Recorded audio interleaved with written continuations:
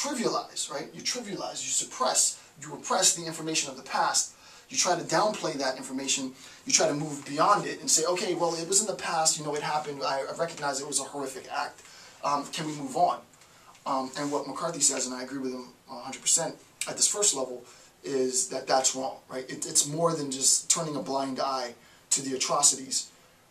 It is a full recognition, full disclosure, full sort of reparation, if possible, financial, psychological, yada, yada, yada, that leads to recovery and then progress, right?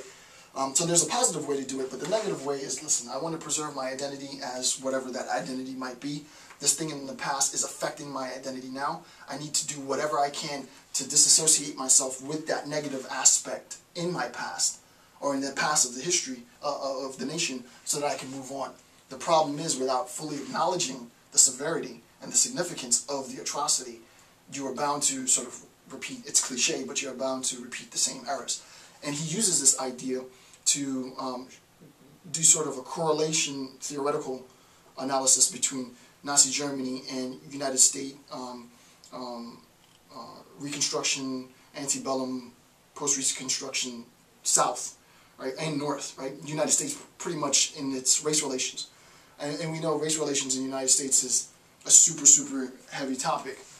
As an academic, this is actually the first time in, I don't know, 580-something videos that I've ever really discussed race. And I'm going to start discussing race more in a theoretical standpoint, because I'm a scholar, and not to discuss race would be a disservice. So I'm going to do quite a bit of race, but I didn't want to just jump in and be, hey, I'm the black guy doing race, right? I am the black guy doing race, but I also do this other stuff, right? So present that information first, then, you know, then I'll be the black guy doing race. So that's the 6th point. Okay. Next is revisionist history and identity reformation, right? So revisionist history, and we'll talk about reformation of ID, right?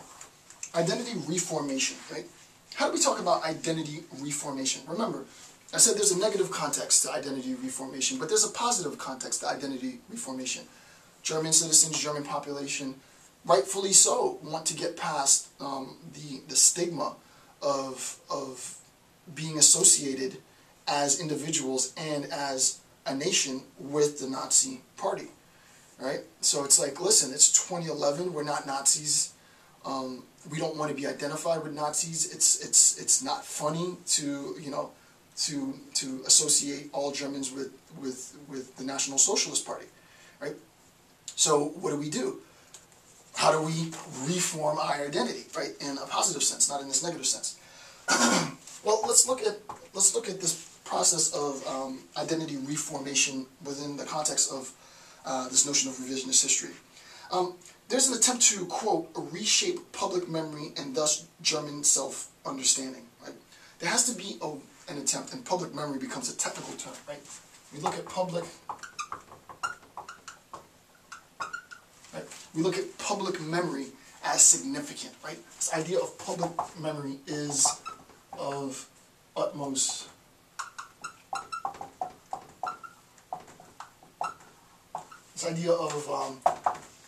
public memory is of utmost significance, right? It's of utmost significance. An example that people in the States can relate to, members within the African community, myself, can relate to, is the idea and the image and the public memory of African American men primarily, and young African American boys being lynched and hanging from trees, right? And there are images of black men hanging from trees with nooses around their neck, and just a group of white folk picnicking, right? Little boys pointing to it, dads pointing to it, people taking pictures next to the corpse, right? Complete dehumanization, right? A complete disregard for the sanctity of life. And I don't mean that in a religious sense, just life is sacred, right? In the sense that it's my life to live, and I'll be damned if I let somebody take it without a fight. Come prepared. So it's just like, yeah, you see that there's a public memory in the States, right? The noose the tree. I've actually done poetry on this. I think it's too loaded for YouTube. I wanted to upload it, but I was like, this is hardcore. There's no way I'm going to upload it. But I've done creative poetry on lynching. I did it back in like '99 or '98. I think it's good work, but I think it's too provocative for YouTube. And I'm also at a different. I was a lot more angry then. I'm at a different point in my life. But there is a public memory of that image, right?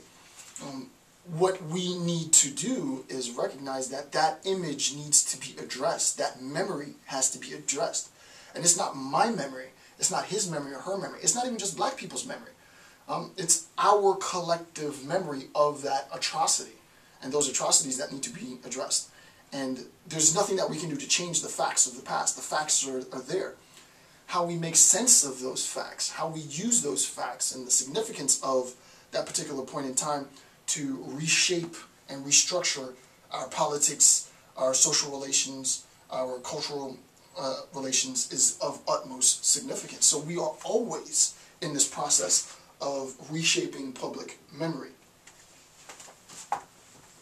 Obviously, the attempt to reshape public memory, since we're talking about revisionist history, can happen in a positive and a negative sense. I just gave you the positive sense. In the negative sense, you attempt to use your power. You use the intelligentsia. You use the police. You use the military. You use the judges in the court and the legal system to impose and enforce policies which you know to be either immoral or just downright discriminatory, right? And I've also written on sort of the politics of discriminating people, right? So there's a process in which we can reshape public memory in a negative sense, right? So I'm going to give both aspects. So whatever side of revisionist history you take, you can use it to interpret it in either way. I'm a good sophist. I'll play whatever hand I was dealt. Number two, the quote. This is a quote from McCarthy. Quote, "The collective past is the burden of the present." The collective past is the burden of the present. And this is the correlation between memories and burden. So you can think of it, right, the past and our memories of the past. Right? The past is, in a sense, attached to these memories that we have. Right? Because there are no longer any facts there. Yeah, sure, there's something that some dude wrote in a paper. There's something that one professor or she wrote in a paper. There's that, there's papers floating all over the place. That's all we do is produce papers, right? That's what we do. But there isn't that guy, the image that I have in my head of that guy who's hanging from a tree, right? And I have a specific, very specific image in my head of lynching. When I hear the word lynching, or I read the word lynching, or I think of lynching, or I'm lecturing on lynching, it's that image that pops into my head very specifically. He's not there for me to validate it, right? But I have a memory of the picture. I don't think anyone alive has a memory of the event. They're all dead now. What ends up happening, as we said in bullet point 2, quote, "The collective past becomes the burden," right? This past weighs down, if you will, right? It weighs down. It weighs down as a weight, right? This is this huge weight that we have to carry in the present, right? So if this is our timeline, right? This is our timeline, and this is T1, and now we're at T2, right? There's this huge weight of the past. This weight of the past that we carry every day, and we all live with this, right? And outside of this theoretical and I don't think it's that difficult, but I never know my audience, right? Aside from all of this, wow, I did some crap in the past I really, really regret. I'm sorry I did that. I shouldn't have done it. I move on, right? There's going to be this weight that I have to carry, this burden that I carry because of the events. In a similar sense, as a nation, as a people, we carry the burden of our past, just like I carry the burden of my past, being a survivor of some trauma, right? I experienced traumatic experiences at some formidable age, and I carry that as a weight, as a burden. And similarly, not just the individual, but the nation carries it as a burden as well, right? So that you have sort of this national, that's the worst USA picture ever, but if it's the United States, You have this sort of national burden, right? And the past that we carry as a nation is one of race, right? Race becomes this burden, race relations, or feminists might say it's one of gender, right? Or